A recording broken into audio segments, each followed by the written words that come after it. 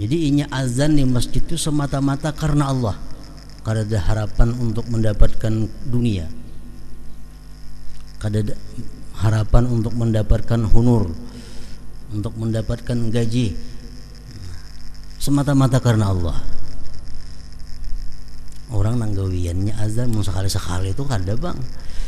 Ini gawiannya muazin sampai waktunya bang, mungkin berapa kali sehari nya aja nang bang di masjid itu dilanggaran itu, dan semata-matanya karena Allah. Nah kalau ini orang ini mati kayaknya di padang mahsyar demikian tadi, dia berada di atas tumpukan wangi-wangian misik dan diriputkan dengan berbagai macam hisab-hisab.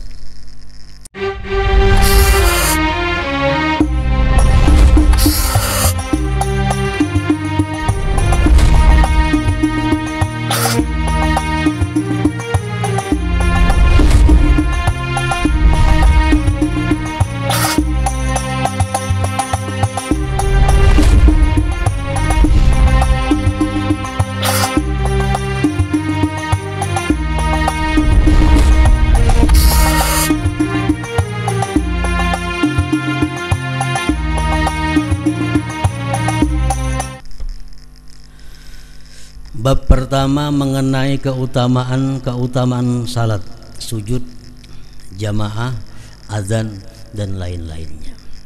Keutamaan azan didahulukan sidin karena sembahyang itu adalah dimulai daripada azan. Nabi sallallahu alaihi wasallam bersabda, salasatun yaumal qiyamah ala kathibin min miskin aswada la yahuluhum hisabu wa la yanaluhum faza' hatta yufraga mimma bainan nas. Rajulun qara'al Qur'ana batigha'a wajhillahi azza wa jalla wa amma biqaumin wa hum bihi radun. Wa rajulun azzana fi masjidin da'a ila Allah azza wa jalla batigha'a wajhillah. Wa rajulun ubtuliya birrizqi fid dunya falam yashghalhu dhalika an amalil akhirah. Artinya 3 orang pada hari kiamat di padang mahsyar, maksudnya di atas unggukan dari kesturi, tumpukan kecil, tumpukan yang tahalus daripada gunung. 3 orang pada hari kiamat di atas unggukan dari kesturi hitam. Kesturi itu minyak harum kesturi, misik, minyak harum yang sangat mahal harganya, yang nanti digunakan di surga. Mereka tidak diriputkan oleh perhitungan amal, kada dihisap,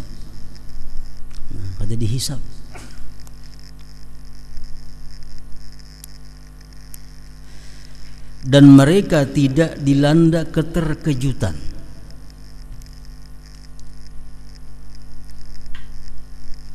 Sehingga selesai apa yang terjadi di antara manusia. 3 kelompok manusia ini, orang berada di atas tanah biasa, sedangkan mereka berada di tumpukan minyak wangi misik di padang mahsyar. Yaitu pertama, seseorang yang membaca Al-Quran karena mengharap ridha Allah Azza wa Jal, ia mengimami suatu kaum dan mereka ridha kepadanya. Artinya orang ini suka membaca Al-Quran semata-mata karena Allah, dan dia jadi imam dan makmum senang dengan dia.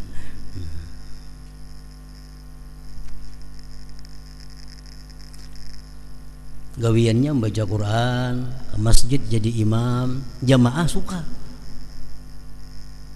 Nah itu kelompok yang pertama. Kalau jamaahnya kada katuju, nah itu lain lagi kisahnya.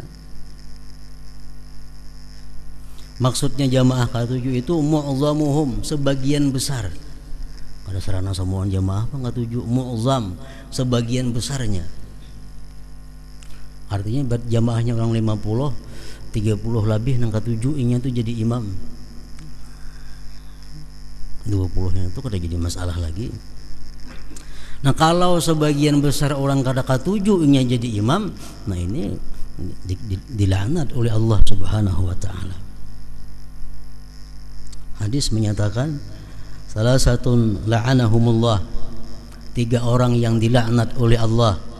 Satu, man taqaddama qauman wa hum lahu karihun, orang yang jadi imam padahal makmum tidak senang.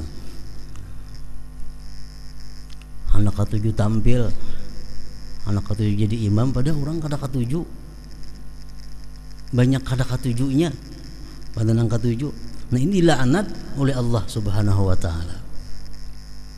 Ada hadis lain yang mengatakan ayyuma rajulin amma qauman wa hum lahu karihun lam tujawiz salatuhu udhunai, rawahu Ibnu Khuzaimah. Siapa-siapa yang jadi kaum sedangkan makmum tidak senang, maka sembahyangnya si imam itu tidak terangkat daripada atas telinganya. Artinya kada diterima oleh Allah Subhanahu wa taala.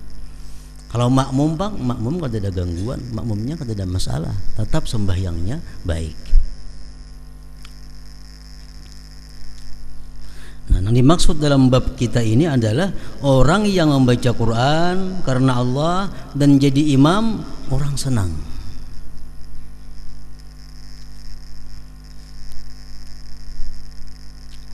Yang kedua, warajulun adzana fi masjidin da'a ila Allah azza wa jal ibtigha'a wajhillah.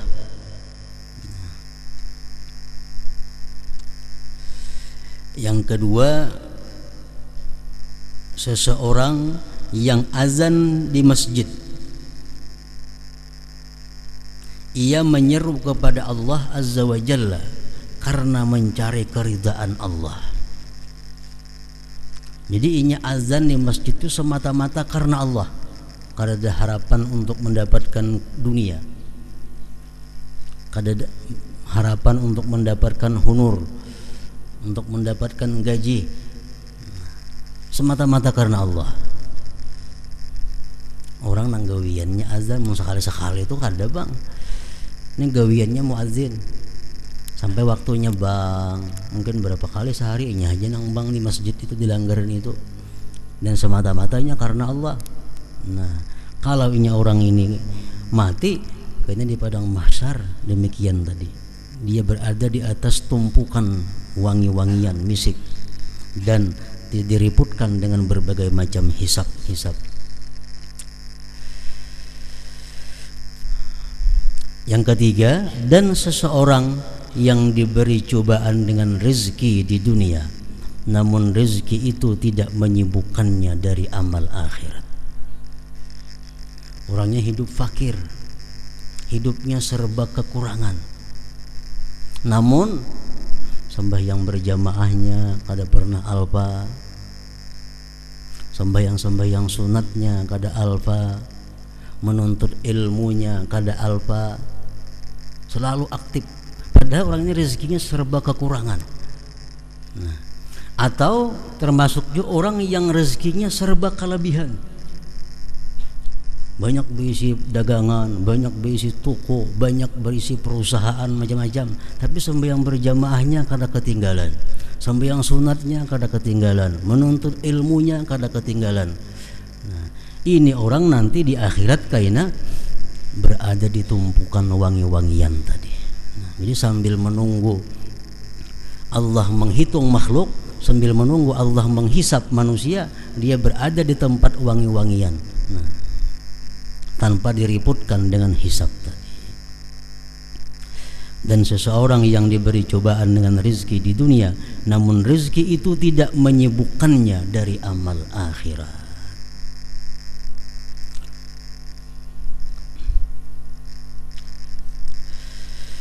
Dan Nabi sallallahu alaihi wasallam bersabda, la yasma'u nida'al muazzin jinnun wala insun wala syai'un illa syahida lahu yaumal qiyamah.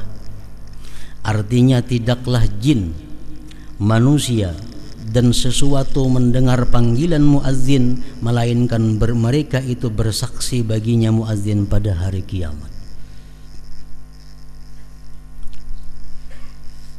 kita pernah mendengar si fulan itu bang, kita pernah mendengar si fulan itu azan. Nanti kita di akhirat kita bersaksi menguntungkan dia, menguntungkan si muadzin itu. Makin banyak orang yang mendengar azan seseorang itu, makin banyak nanti saksi kebaikannya di akhirat. Hadis riwayat Bukhari dan Abu Sa'id. Dan beliau sallallahu alaihi wasallam bersabda, yadur rahman ala ra'sil muazzin hatta yaplagha min adzanih. Artinya tangan zat yang maha pemurah itu di atas kepala muazzin sehingga ia selesai dari azannya. Artinya orang yang muazzin itu sewaktu dia azan, tangan Tuhan berada di atasnya. Arti tangan Tuhan itu ditakwilkan oleh para ulama khalaf, rahmat Tuhan yang khusus mengalir kepadanya di waktu dia muazzin itu. Yadur rahman ala ra'sil muazzin hatta yaplagha min adhani. Dan ada yang mengatakan mengenai tafsir firman Allah azza wa jal, wa man ahsanu qawlan mimman da'a ila Allah wa amila salihah. Artinya siapakah yang lebih baik perkataannya daripada orang yang menyeru kepada Allah dan mengerjakan amal saleh. Ayat ini turun mengenai orang-orang yang azan, muazzin. Maksudnya muazzin ini adalah muazzin yang salat berjamaah. Karena azan itu kita sembahyang sorangan sunat juga azan, tapi lain termasuk dalam fadilat ini. Fadilat yang kita baca ini adalah untuk muazzin yang dilanggar di masjid, di musala. Nah ini maksudnya.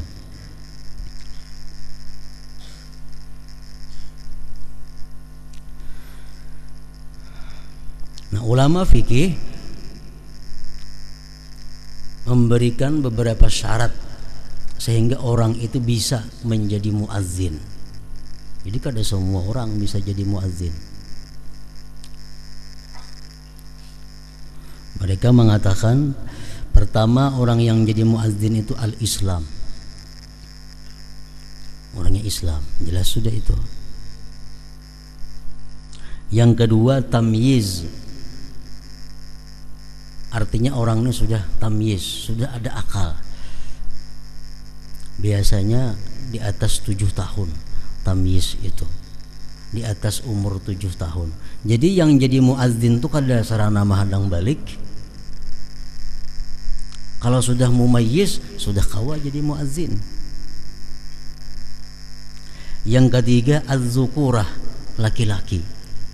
Bini-bini kada boleh azan, haram. Kenapa? Karena menyerupai pekerjaan laki-laki. Azan aja bini-bini haram. Kenapa? Padahal zikir tuh. Kenapa haram? Karena menyerupai pekerjaan laki-laki. Apalagi baju kayak baju laki-laki maginnya haram. Berselawar kayak selawar laki-laki maginnya haram. Azan aja haram karena itu gawian laki-laki. Diserupai oleh bini-bini kada boleh. Az-zukurah. Yang keempat arifun bidukhulil waqti, tahu dengan masuk waktu. Nah itu nang kawa jadi muazzin, nang mengerti di waktu ini jam ini masuk waktu zuhur, jam ini masuk waktu asar, jam ini masuk waktu maghrib, tahun itunya. Nah jadi 4 macam itu syarat orang nang jadi muazzin.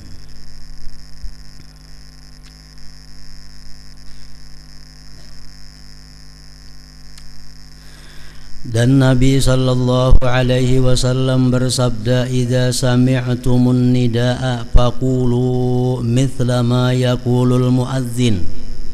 Artinya apabila kalian mendengar panggilan azan, maka ucapkanlah seperti apa yang diucapkan oleh muazzin.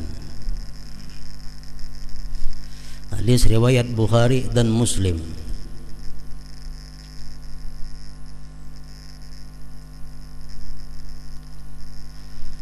Maka ranjak kita banyak mendengar azan nih, di kota nih ya.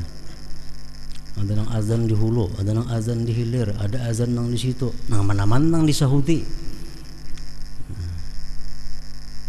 Jadi Semuaan itu baik disahuti.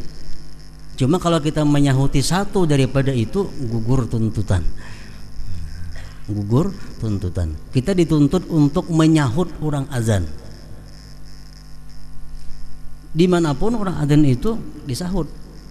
Coba kalau banyak orang muadzin di situ kamari kita mendengar, kita menyahut satu orang muadzin di antara mereka sudah cukup.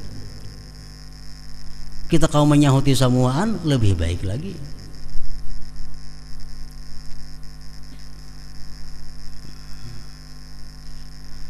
Sesungguhnya yang demikian itu menirukan ucapan muadzin. Nah, ini keuntungan untuk perempuan, keuntungan untuk bini-bini. Bini-bininya azan kada boleh, ini menyahuti dituntut, menyahuti dituntut. Jadi dapat juga ini fadilat azan itu. Sesungguhnya yang demikian itu menyahut azan tadi menirukan ucapan muadzin. Muadzin asyhadu an la ilaha illallah, kita pun asyhadu an la ilaha illallah, asyhadu anna muhammadar rasulullah, asyhadu anna muhammadar rasulullah. Kecuali pada dua hayya 'alas shalah, hayya 'alal falah, maka pada keduanya itu ia mengucapkan la haula wala quwwata illa billah. Hayya 'alas shalah, jangan hayya 'alas shalah aja menyahuti la haula wala quwwata illa billah. Jadi dalam istilah bahasa agama, bahasa Arab, hay'alah itu artinya hayya 'alas shalah, hayya 'alal falah. Yang kayak basmalah ya. Artinya apa? Bismillahirrahmanirrahim. Hamdalah, alhamdulillahirabbil alamin. Hauqalah, la haula wala quwwata illa billahil aliyil azim. Misalnya kita bersama-sama ujar membaca hauqalah. Napa hauqalah? La haula wala quwwata illa billahil aliyil azim. Membaca hasbalah, hasbunallah wa ni'mal wakil, ni'mal maula wa ni'man nasir. Itu singkatan-singkatan.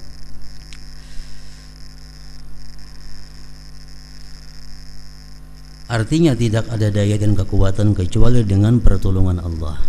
Dan pada perkataan ucapan muadzin waktu iqamah qad qamatis shalah, artinya salat telah berdiri, agar ia mengucapkan aqamahallah wa adamaha madamatis samawati wal ardh. Qad qamatis salatu qad qamatis salah, aqamahallah wa adamaha madamatis samawati wal ardh.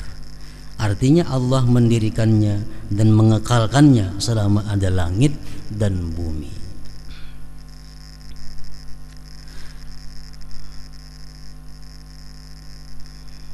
Jadi pendapat yang mu'tamad daripada ulama, kalau kita sembahyang berjamaah itu makmum tuh duduk aja sampai tuntung doa.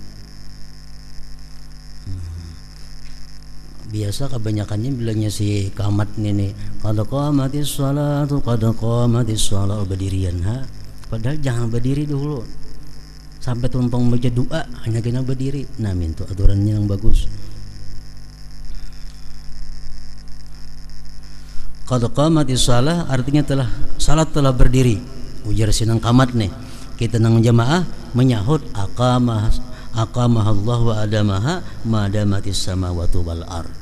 Munnya kasakapanjangan itu aqamahallah cukup aja juga.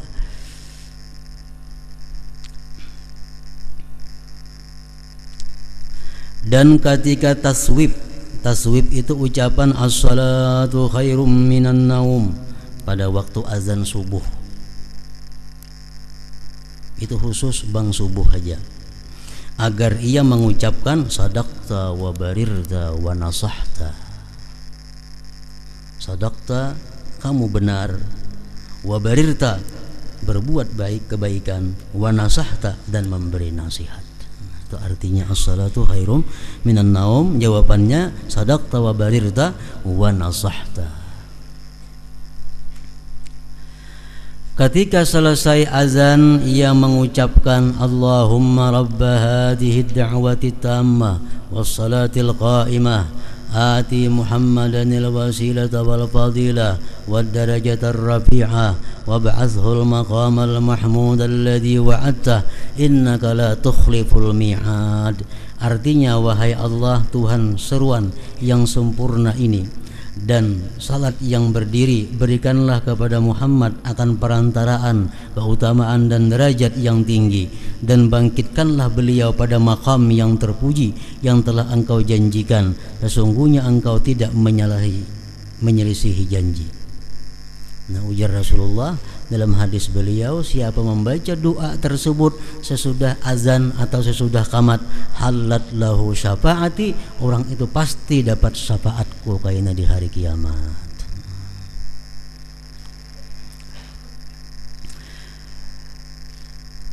Halat lahu syafaati.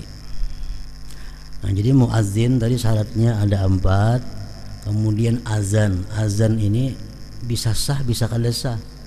Bila azan itu kada sah ada berpahala artinya dan diulang. Ada syaratnya sah azan itu. Yang pertama tartib. Nah, tartib hayya 'alas shalah itu berdahulu daripada hayya 'alal falah. Asyhadu an la ilaha illallah berdahulu pada asyhadu anna Muhammadar Rasulullah. Itu tartib ngarannya. Urutannya pas. Yang kedua muwalat. Bang itu azan itu atau qamat itu mesti berturut-turut. Jangan bermandak lawas. Contohnya Allahu Akbar, Allahu Akbar. Betal wudu. Bawanya baudu. Nah, tontong baudu bahasa maka azan itu putus sudah muwalatnya ngarannya, kalawasan jaraknya antara kalimat-kalimat itu. Muwalat. Yang ketiga syaratnya azan itu dukhulul waqti, masuk waktu. Kecuali subuh boleh sesudah jam 12 malam. Kalau selain subuh mesti masuk waktu. Bila azan sebelum masuk waktu haram, dosanya dosa besar. Hati-hati tukang azan itu, muazzin itu harus yakin bujur bahwa waktu sudah masuk.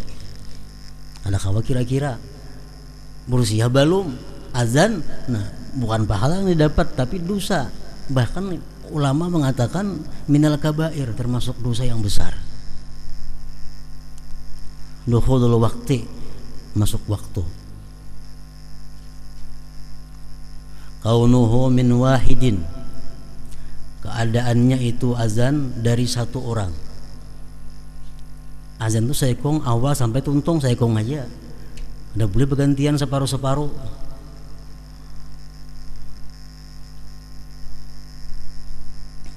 Kaunuhu bil arabiyyah, azan mesti bahasa Arab. Nang keenam al-jahru idza kana li jamaah, benyaring. Kalau memang sembahyang berjamaah nyaring. Kalau suara kada nyaring, kada usah jadi muazzin. Harus suara nang nyaring maka.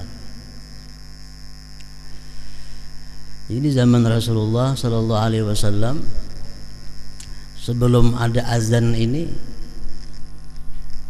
sahabat-sahabat berunding. Nang apa nang bagus caranya supaya kau mengumpulkan orang sembahyang ini nah. Azan belum ada lagi waktu itu. Nah jadi ada sahabat yang memberi saran kita ulah luncing. Bila ting ting ting ting ting artinya sembahyangan. Ujar sahabat yang lain tuh macam kayak Nasrani kan itu luncing itu kayak gereja kita jadinya lah.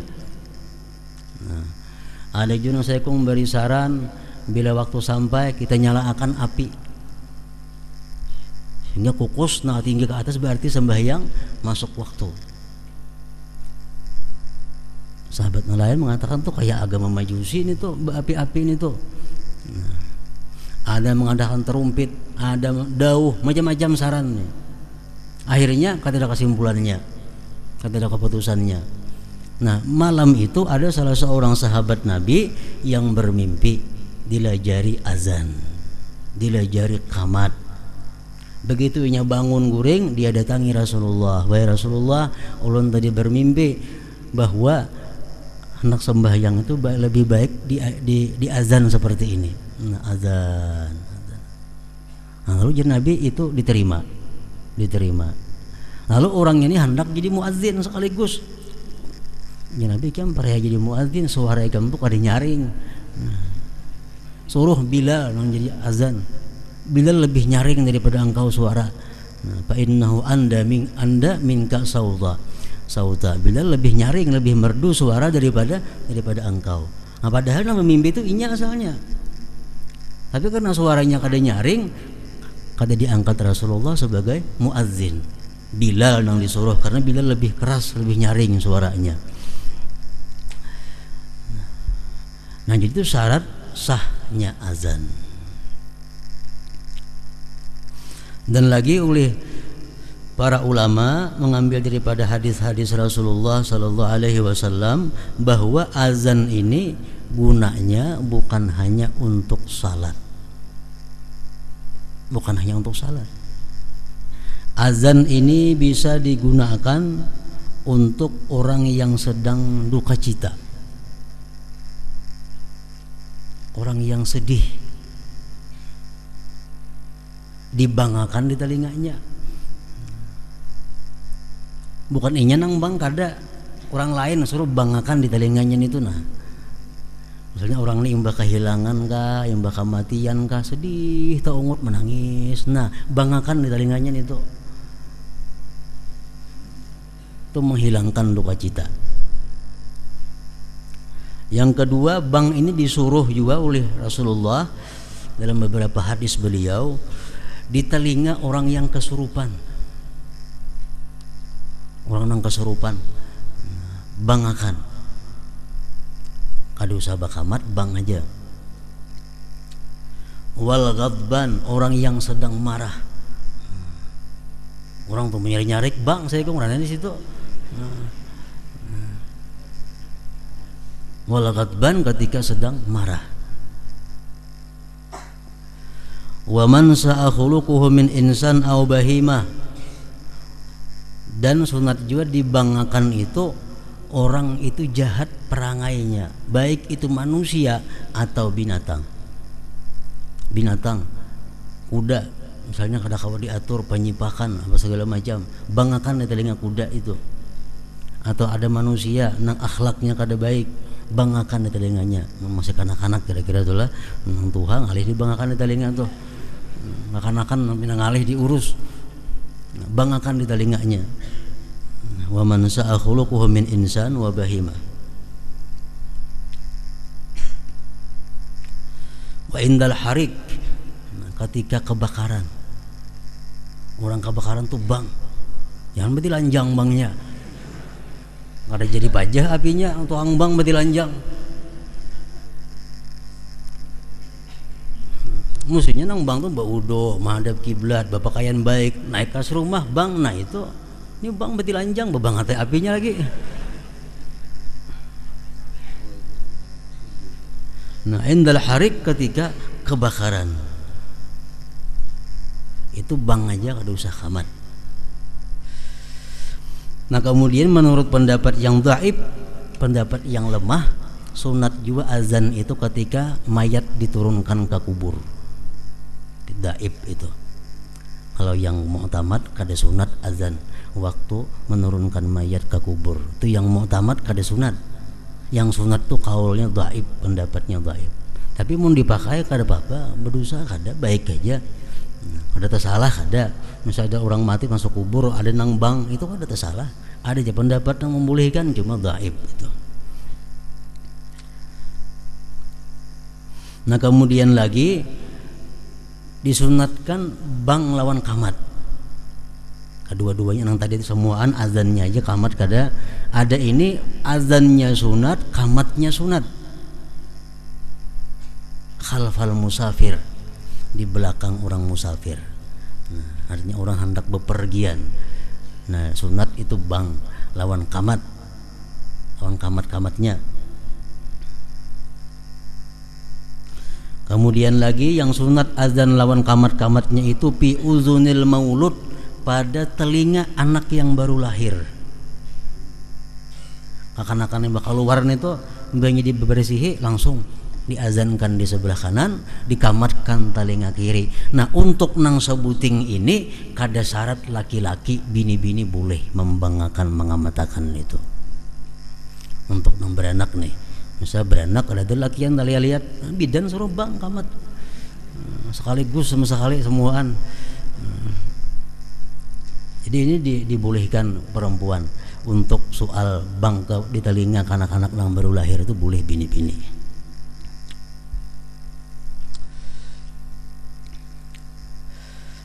Sa'id bin Musayyab berkata, Sa'id bin Musayyab, boleh juga dibaca Sa'id bin Musayyib. Ini menantunya Abu Hurairah. Abu Hurairah sahabat Rasul, menantunya Sa'id bin Musayyab. Ini disebut tabi'in kabir. Tabi'in kabir, tabi'in nang tuha. Sa'id bin Musayyab berkata, barang siapa yang salat di tanah lapang, niscaya di sebelah kanannya ada malaikat yang salat dan di sebelah kirinya ada malaikat yang salat. Jika ia azan dan iqamah, maka di belakangnya salat malaikat yang banyak seperti beberapa gunung. Nah, ini orang dalam perjalanan, orang dalam musafir. Nah, sampai waktu sembahyangnya di tengah jalan, di padang sawang tempat kada ada orang, sembahyangnya biasa kada bebang, kada bakamatan. Nah, itu malaikat ada hadir sebelah kanan kirinya aja. Tapi kalau nyabang lawan kamat-kamatnya, nah itu malaikat di belakang pun banyak bergunung-gunung jumlahnya.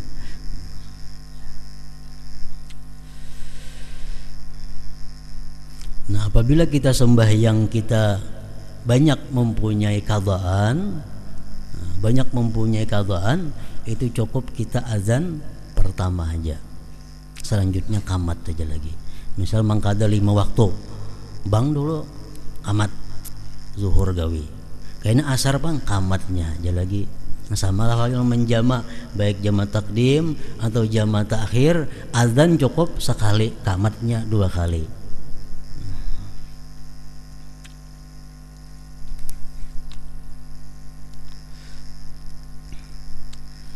Nah kemudian keutamaan salat fardu.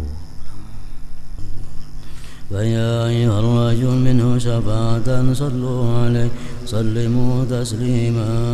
Allahumma salli wa sallim